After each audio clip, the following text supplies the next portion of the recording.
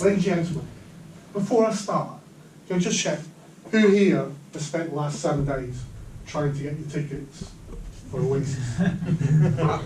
Anyone? Yeah? Did you manage to book your tickets? I gave up in 2 seconds. There you go. Well, whether you did or you didn't, congratulations to anyone who tried to do that, because in essence, you've come up against one of the communication styles of trying to deal with something that's a bit like hitting, I wonder what I mean, a brick wall. Ladies and gentlemen, tonight I want to tell you about the 4 communication styles as defined by Toastmasters. So I'm going to introduce you to all 4 of them. I'm going to let you know what my communication style is. I'm going to give you my reflections on communication styles and give you a takeaway you can take home tonight. So let's start with the 4 communication styles. And I want to give you a word that you can use to remember the communication styles. And that word is Siddha. That word is Siddha. And no, it's not what Sid said when he managed to get his tickets for Oasis. It stands for supportive, initiating, direct, and analysing. And we're going to talk about each of those 4 in turn. So let's start with supportive. Supportive people like to get people talking. They like to make sure that every single person has their opportunity to speak. They like to collect that information from people and make sure that everyone feels involved in that conversation. Everyone feels involved in that decision. The initiating people are enthusiastic. They want to drag people along in their conversation with their ideas. They want to enthuse about them. They've got the energy to convince anyone, even the strongest doubters, that their pathway, what they're trying to do, is the right way forward. Then we have the direct people, and I'm sure we've all met those, haven't we, Jim? These people who know where they're going and don't really care if you come with them or not. They don't want fluffery, they just want the answers. They will talk in small sentences and expect you to respond in time. And if you waffle, that's when you will get some contention.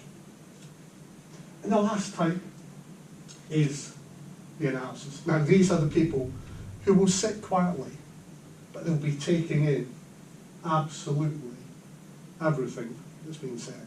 They'll be sitting there on their phones, doing their own little bit of research. They're going to soak in like a sponge.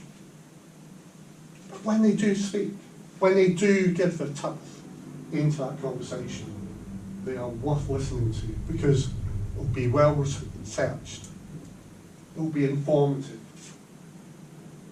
and these are the people that you want to be giving their views.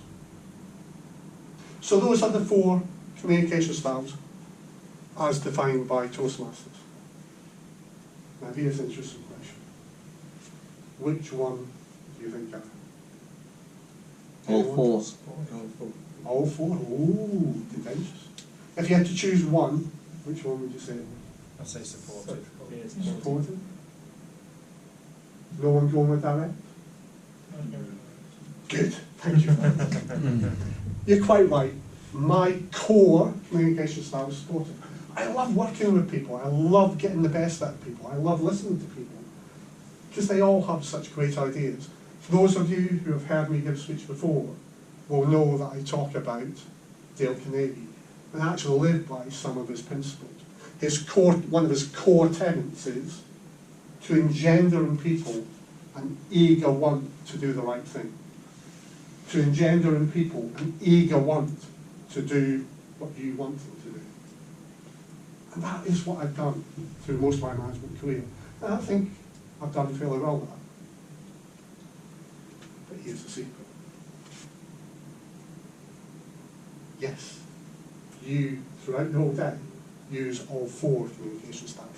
Although my core communication style is supportive, throughout the day, I have to adopt my communication style. I work in IT. Who else here works in IT? Yeah, about half the audience. So, I work in an IT help desk. If I've got a P1, as I had 2 of them today, I have to be directed. I need you to do the comms. I need you to reboot the server. I need you to do an analysis. I need you to check the logs to see what happened. And again today, we had our cab. Our cab members are full of people who analyse stuff and will soak stuff in before they will let you make changes. So I have to adapt my style to match theirs and understand what makes them tick. And then when I'm working with my employees, trying to get them to start a new project or to perhaps get involved in their objectives, etc., I'll be initiating. I'll be going, yeah, this is the greatest thing you've ever done. You've got to come with me and do this thing. So the key takeaway is, yes, you have to adapt your style depending on your situation. The key thing about communication is adapting. Be that at work, be that with your family, be that with your partner. If I get on the phone, if we release the new tickets for Oasis, and we have to deal with the chaos that will come with that.